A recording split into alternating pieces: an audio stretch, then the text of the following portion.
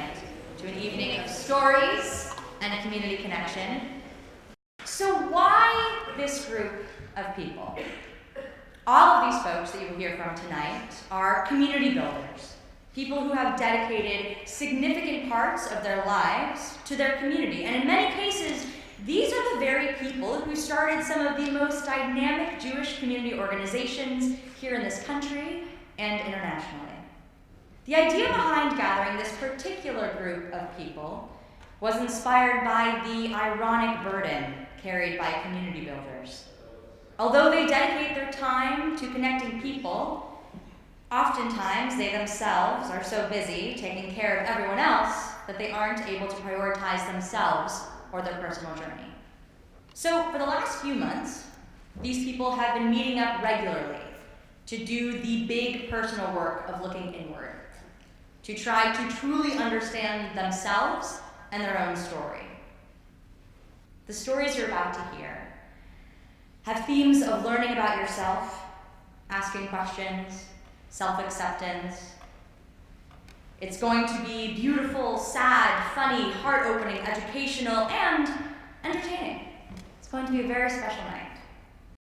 This next speaker is a composer, a poet, an artist, who finds inspiration in a myriad of sources and life experiences. In his work, he's particularly fond of balancing the surreal nature and beauty found within cutting-edge science. Cool, right? But tonight, his story will take you on a different journey, one of self-discovery that crosses continents and challenges the way we see ourselves within the world. Please join me in putting your hands together for our next speaker, Kevin Joest.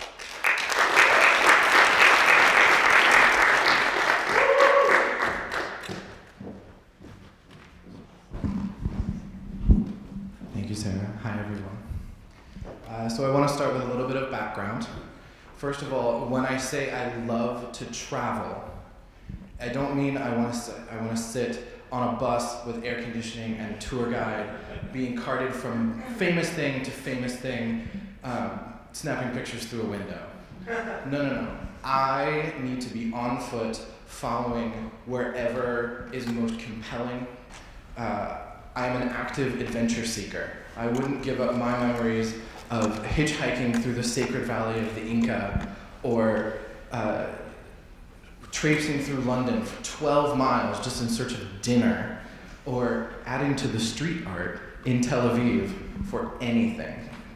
I also love to let my imagination run as wild as my feet, and try and imagine what I would be, who I would think like, how I would dress as a Torontan, a Montevidean, or a Viennese.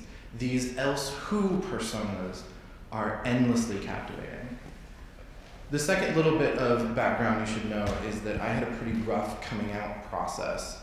And I tell you this not because I want to tell the story, but because travel played such a huge role in letting me inhabit other personas, even from a very young age. For example, there's a picture of me somewhere on the internet as a teenager, after returning from a 2-week European tour, wearing a sweatshirt that screams Venezia. And I'm wearing the very stereotypical French hat that I bought in Montmartre. It's hideous, it's awful.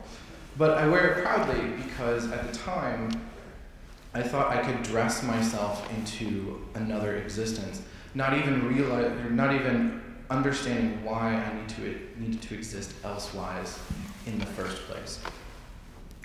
Okay, so on to my moment. My husband Marcus is a coffee person. No matter where we are in the world, he must have coffee. Last year we went to Copenhagen, Berlin, and in our research we discovered that 2 coffee shops that routinely make the best coffee shops in the world are both in Copenhagen and Berlin. So we obviously had to go. The one in Copenhagen was called very simply De Koffie Collective Jägersbrigade. And we found it tucked in a very serene neighborhood next to a beautifully landscaped cemetery, the kind of place that felt very much like a deep exhale. And we nonchalantly walked in. Now, Denmark and Scandinavia are not known for its people of color. My husband is black, and so he was very conspicuous no matter where we went. Add that to the fact that we're very obviously together, and no matter how nonchalant we tried to be, we were always chalant. Now in the US, when people are either told or find out that we're together and that he's the Jewish one, the most minimal reaction is this sort of flash of the eyes that usually translates to a reshuffling of category, where people take that new information and process it so they can understand this new reality. Less minimal reactions have happened, I assure you. But we walk into this establishment. It's white minimalistic walls with a tasteful rustic seating arrangements holding patrons trying to get through their Wednesday morning. And the barista looks at us and then directly at Marcus and says, "Hi, what can I get you?" in Danish. We're both seasoned travelers, and so we try to learn how to say, at the very least, "Do you speak English?" in the language of the place that we're in. And so after a whole lot of awkward moment, Marcus stumbles through, "Undskyld, snakker du engelsk?" And the barista, embarrassed herself, says in English, "Oh, yeah, of course, I'm so sorry. You just look Danish to me." Insert shocked emoji here. Now, we've both gone over and over this moment for the entire year after this happened. It's our favorite story from the trip, and certainly the most profound. For Marcus to be a person of color in the US right now, and a Jew in the US right now, to be immediately recognized as belonging to a place that he stereotypically should not belong was understandably very powerful. He was an earthquake then, and continued to be for the next several hours as we got our coffee and walked through the cemetery toward the spires of central Copenhagen. But for me, it's taken a lot longer to really understand the profundity of this moment. It distills the essence of how much I've changed and how much my life has changed since that teenager trying to be a classy European all those years ago. I learned later that Danish culture prizes an individual embrace of self. And when I heard that, I started thinking about the rest, or more of our memories from that trip. The street vendor genuinely telling me that he liked my hat and gloves. We got real drunk one night and were fools on a playground. And me trying to explain my understanding of the fight between Einstein and Niels Bohr, whose grave we passed in the cemetery, over the nature of light after we'd gotten our coffee.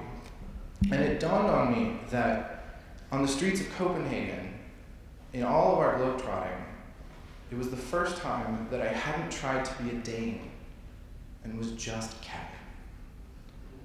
The barista's comment, "You look Danish to me," didn't have to do with facial structure or skin color or style of clothing. She was recognizing something that her people valued in me, a flash of my own eyes that told her I wasn't trying to escape from my normal self. I had become the else who I was seeking all along. Thank you.